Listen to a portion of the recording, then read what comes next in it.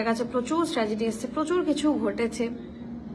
অনেকবার মনে হয়েছে ব্যাস এই শেষ, আর আমি পারছি না ভাই নিতে, এবার সবকিছু শেষ করে দেবো যাতে মানে বাই দ্য ওয়ে আমার একটা খুব অনেকদিনের ইচ্ছা, সেটা হচ্ছে আমি যদি কখনো মরি আমি এরকমই মরবো আর কি, সুন্দর দেখতে একদম গোছানো মরবো, বুড়ি হব না, এরকম একটা হচ্ছে আমার ইচ্ছা। তো আমি এর আগে অনেকবার ভেবেছি যে লাইক এবার শেষ, আর হবে না, তো আর পারছি না, কারণ আমি সত্যি কথা বলতে ভালোবাসি। তো সত্যি কথা বলা যাবে না এখনের সময়, তোমার কি বলবো, মানে অনেকদিন আগে আমি একটা লাইভ করেছিলাম, ওখানে আমি বলেছিলাম যেমন রেজিস্ট্রি না হলেও বলতে হবে রেজিস্ট্রি হয়ে গেছে, আমি ভালো নেই কিন্তু বলতে আমি ভালো আছি।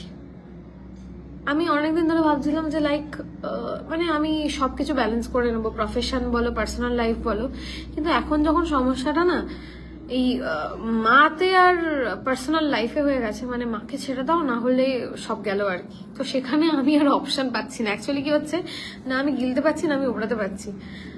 মাকে ছাড়াটা আমার পক্ষে তো ইম্পসিবল, কারণ আমি যাকে স্ট্রাগল করতে দেখেছি আমার সামনে, যে নিচে ছেঁড়া শাড়ি পরে থাকতো তবু কোনোভাবে অ্যারেঞ্জ করে আমার জন্য একটা জামা নিয়ে আসতো, আমি দেখেছি যেটা, তাকে ছাড়া।